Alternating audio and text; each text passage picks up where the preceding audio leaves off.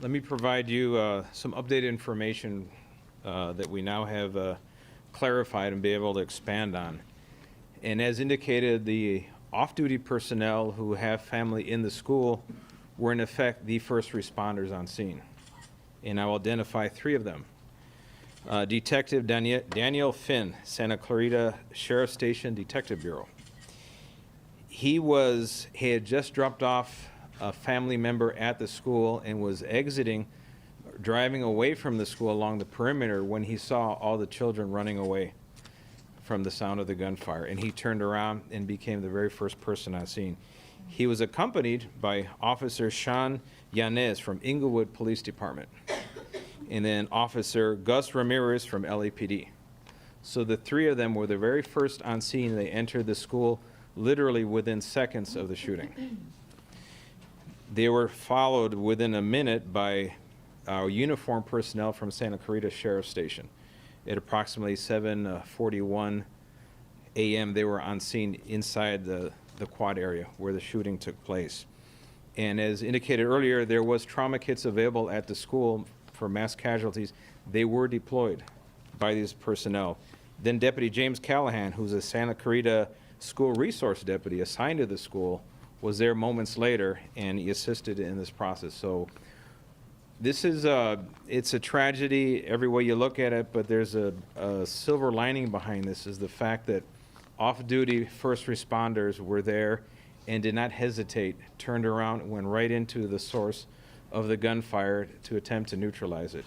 And they rendered first aid immediately. As soon as they discovered the 6 victims, they saw the handgun was there, they realized there was not a pending threat immediately, and they tended to the care of all of the victims and got the first aid rolling. So their actions definitely saved lives, and my hat's off to them. And it's an important message for everyone who's listening to this, and you're concerned you have your children. I have my grandchildren of that same age in school. We always wonder what's going to happen. How do we keep our kids safe? But it's good to know that there's men and women out there as first responders and law enforcement and fire departments that are going to go to the source of the danger. They're going to put themselves in harm's way, and they're going to definitely take care of business. So that is a good it's a good message. Let people know that we can handle these. As tragic as these events are, we're in the recovery phase. We're just initiating the investigative process. So I'm going to turn it over now to Captain Ken Wagner, Homicide Bureau. Thank you, Sheriff. I just want to briefly update you on the investigation as it takes place today. Investigators are proceeding with the interview process of the victims and the witnesses that were identified from the school. However, we also realize that there are those that left the scene as soon as possible, maybe picked up by parents and went directly home.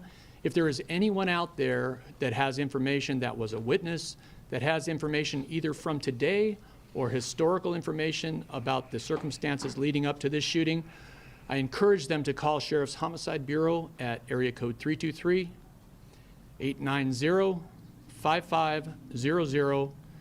We will take your name and information, and we will have Sheriff's investigators respond to your location to interview you about the information that you have. I spoke earlier about a search warrant that was pending at the 22900 block of Sycamore Creek Drive in Santa Clarita. I can report that that search warrant has been signed and has been served, and investigators are processing what we believe to be the suspect's residence for any indicia, any evidence related to this incident.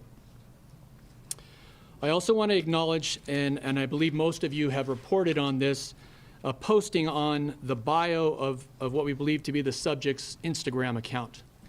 And I quote, it says underneath his pseudonym, "Saugus, have fun at school tomorrow."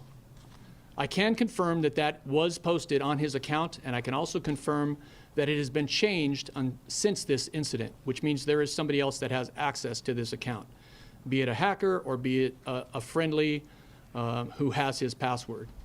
So that was posted at one point, and we are aware of it, and we are researching the source, when it was placed, and when it was taken down.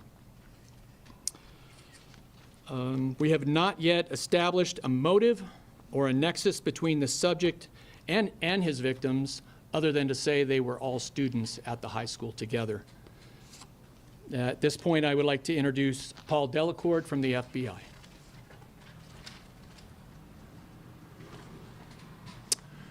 Good afternoon.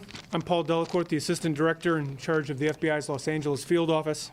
I know I speak for all the FBI personnel by offering our deepest condolences to the families and friends of the innocent children who lost their lives today, and the families and friends of those who are seriously injured as well.